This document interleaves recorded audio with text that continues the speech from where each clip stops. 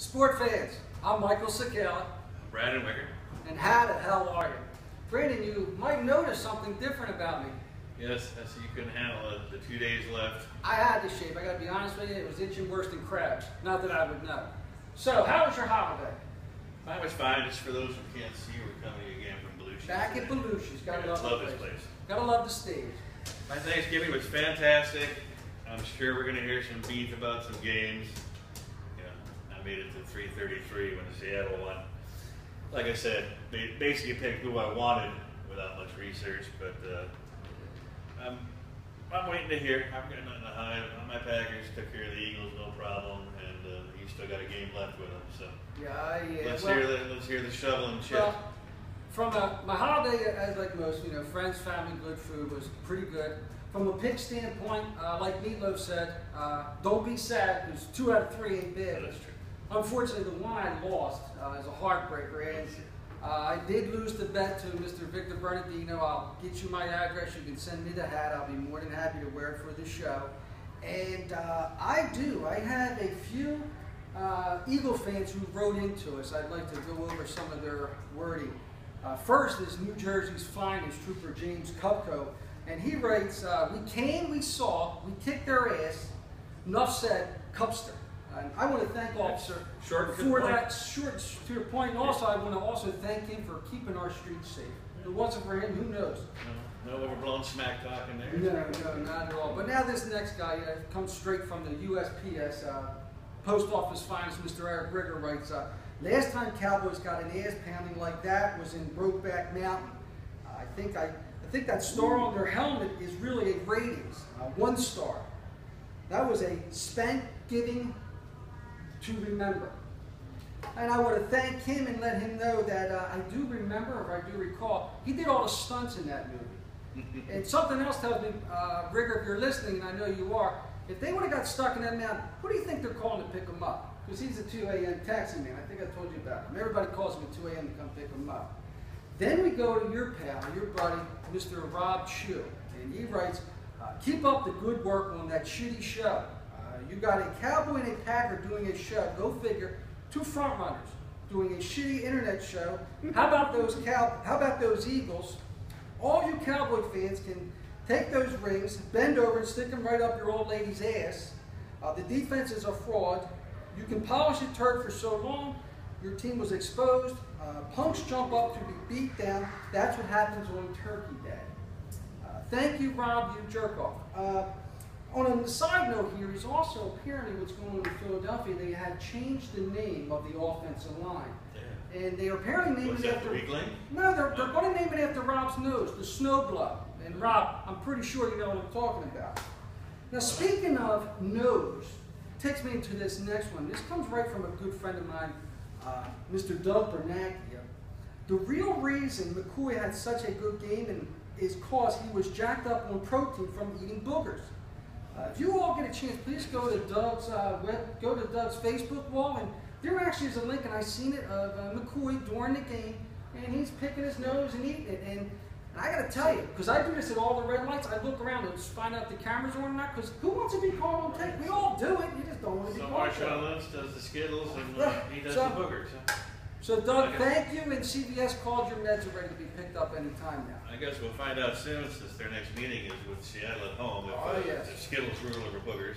Well, to what point? If you get the plan, okay. Next, I have a really good friend of mine, Joe Rusky, who may have been the best peanut butter and jelly sandwich maker I ever had in my life. I used to go with him all the time for a while. Woo. Well, first off, we'd ride around for a half an hour and get high as hell, and I gotta be honest with you, a shit sandwich would have tasted good after that one. But he writes, well, I could sum it up in one word: choke. The Cowgirls blew a big one at home. The Eagles are a 6-0 on Thanksgiving. The Birds played like a team. Teamwork won that game. And stop calling Philly Philadelphia. That's your hometown team. Have some pride in that. Love the show. Keep up the good work. Joe, thank you. And just for you, I will stop with the whole Philadelphia thing. But no pride in Philadelphia. Sorry.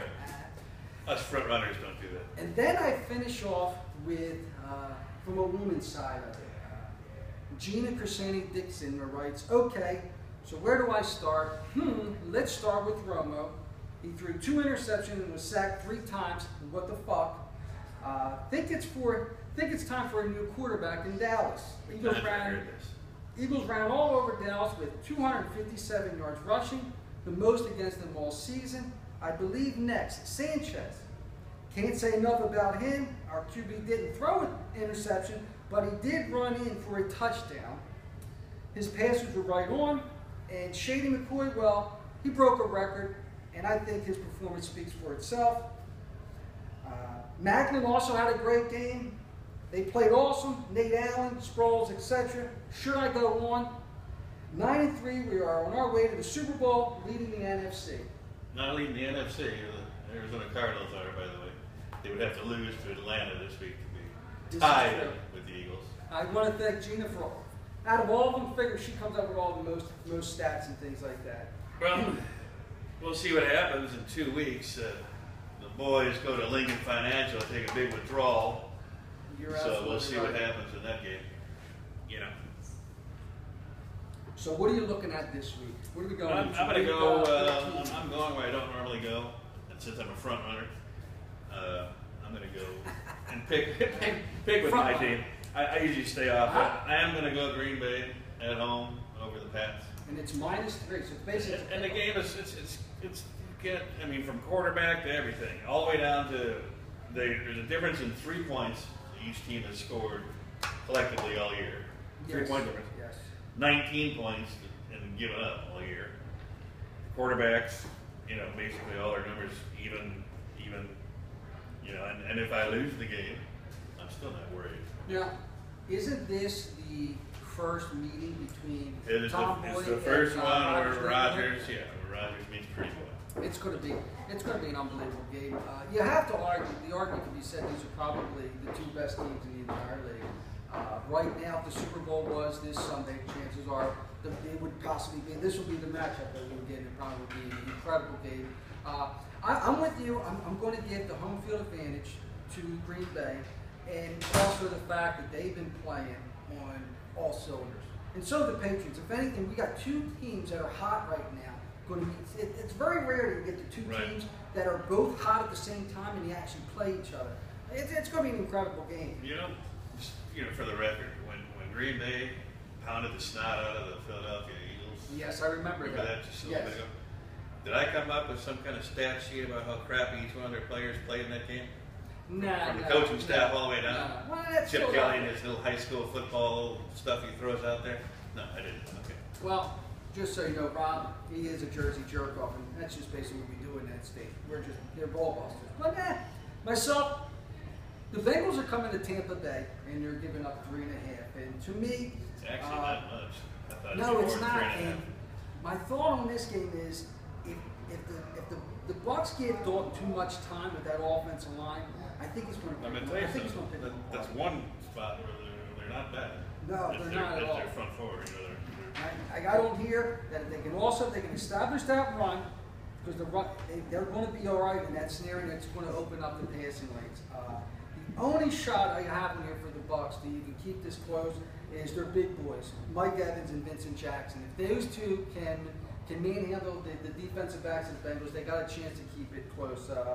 My thought is the Bucks they're going to keep the game close, but at the end, the Bengals have more to lose, and they're playing for more. So I'm going to take the Bengals. I'm going to say it's going to close 30-24. Right before we went on the air, which you're about to do here, you came up with what, like 3 important games? Yes. Baltimore and San Diego. What do you got? That's a very important game for both teams. Yes. I mean, in numerous ways, you can't, you know, given the Ravens 6 at home, they are. It's amazing. I'm picking Ravens myself, but both teams need that one badly. See, I'm going Chargers. I know you are. They're trying to squeeze in between the Chiefs. What about the Steelers and New Orleans and Pittsburgh? That's another one. -5. And I'm taking Bird. You're taking Pittsburgh. Pittsburgh. You know, the Saints that they were supposed to never lose at home, they lost 3 in a row. Now they're going to switch and went on the road. Wouldn't surprise me. I'd go Steelers too myself. 2 games I didn't even realize, and you're right, that makes sense now. And then I picked those other 2 for you. Minnesota and Carolina. And Arizona and Atlanta. Because of the NFC games. South, yeah, being so poor. And then the last one is the Sunday night game is Denver at Kansas City, and Denver's -1.5. I'm going with Denver because I think they had the Chiefs. I'm going Denver. And then we have, you know, if Green Bay were to beat the Patriots, let's just say, still makes Monday night incredible because the Dolphins can hang in there with a victory. And Curtis, if you're watching, your Finns are still winning. They play hard football and they got a shot. Dolphins are favored by 7 on the road against the Jets, who are starting their next quarterback in line again. Yes. One that they benched for the other one that they benched. They just can't get it going on quarterback. So, Brandon, Can't read a defense. what do you got for our people? Tell them what they want. What? Tell them what they want. Go ahead. No. You don't want to try me loose there. I do want to ask you a little bit of college, though. Go ahead. Because this is the big matchup weekend, rivalry weekend. Yes, it is. We have Alabama in the Iron Bowl, Auburn, 9.5 weekend. I'm taking Alabama. I think Alabama's going to play Florida State in the championship. Problem with Auburn, which, you know, I like Auburn. They're all offense, no defense. Yes, There will be no miracle touchdown this time. It's Alabama. Florida State and the Gators. At Florida State, 7, Florida State. And something tells me, unlike all year, I think Florida State's going to blow. They're finally going to blow somebody out. This is last game for, what's his name, Coach.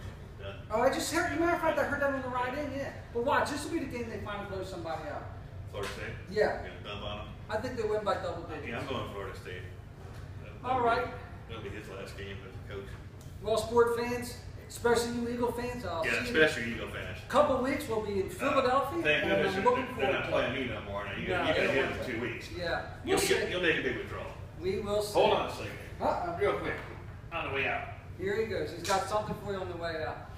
Go boys. In 2 weeks, Lincoln Financial Field. How about that? Love yous all. Love yous all. Have a good one, brother.